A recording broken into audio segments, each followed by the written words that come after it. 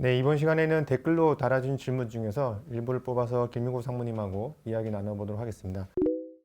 상무님, 지난주에 저도 뉴스를 보니까 현재 뭐 스페인하고 지금 프랑스에 코로나 신규 확진자가 엄청나게 급증했다는 얘기가 있더라고요. 그래서 관련해서 이제 리리님께서 현재 유럽 경제 상태가 좀 많이 안 좋다는 얘기도 있고, 그래서 만약에 2차 뭐 코로나 사태가 온다면 상당히 이제 유럽이 좀 어려울 수 있는데, 그렇게 된다면은 현재 이제 세계 경제에 어떻게 영향을 미칠지, 그래서 2차 그러니까 유럽발 2차 코로나 사태에서 세계 경제나 또 우리나라에 어떻게 영향을 미칠지 좀 질문해 주셨습니다. 어떻게 보시나요?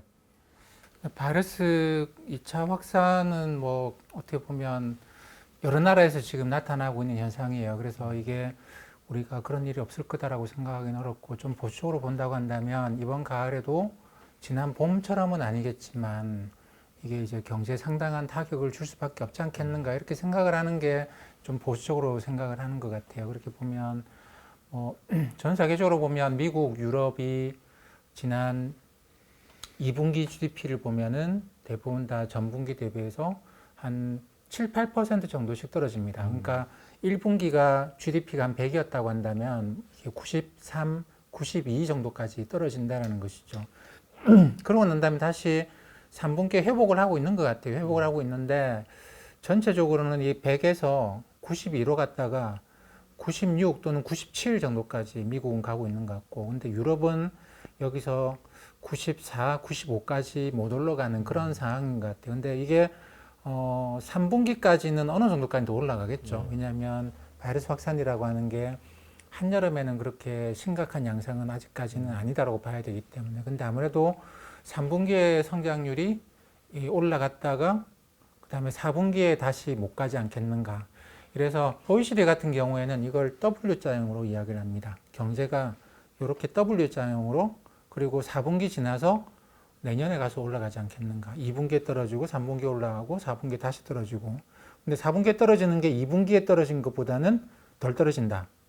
그러니까 100이라고 보면 여기서 가령 92까지 떨어졌다 보면 여기는 94, 5 정도까지만 떨어질 것이다. 그러고 난 다음에 개선되지 않겠는가, 이렇게 생각을 하는데, IMF는 흔히 말하는 나이키형을 전망을 했죠.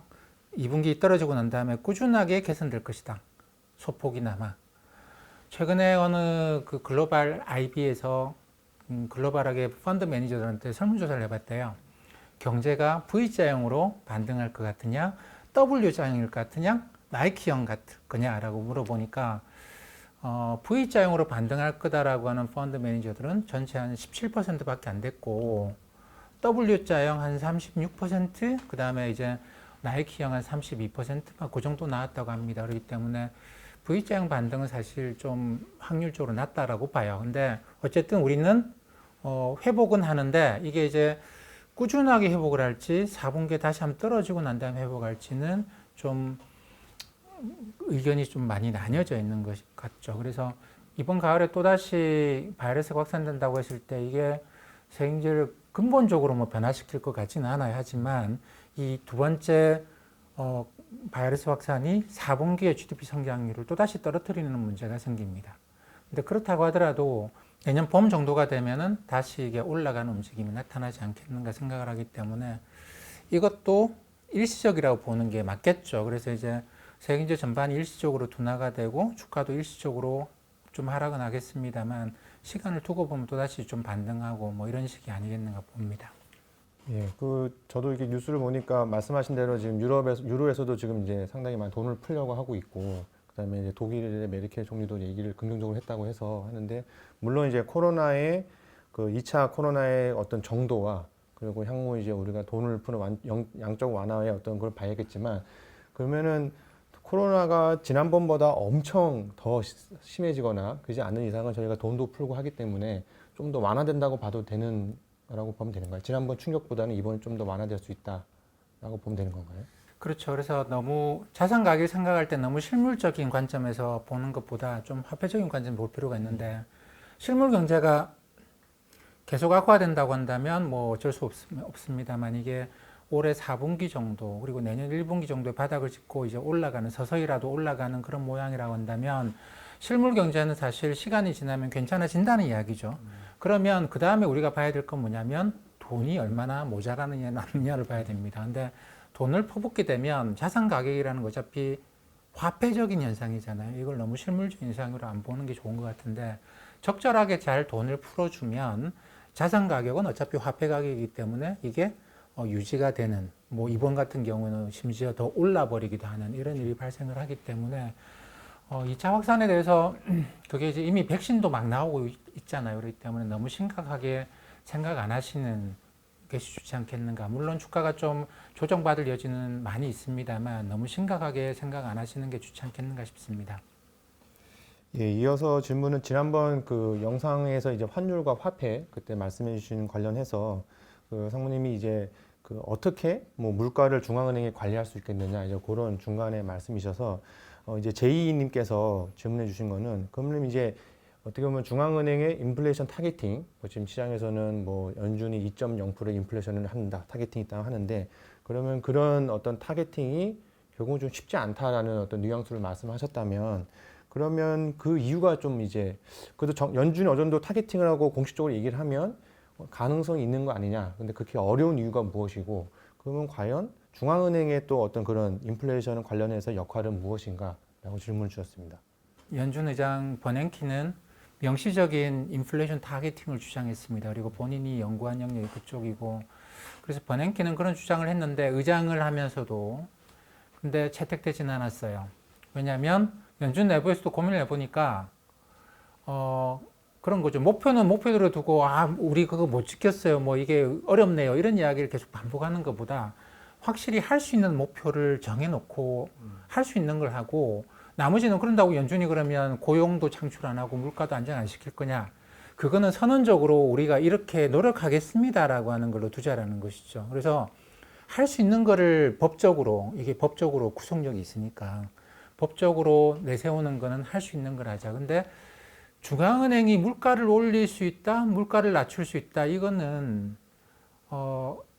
물가라고 하는 거는 화폐적인 현상이기도 하고 아니기도 해요.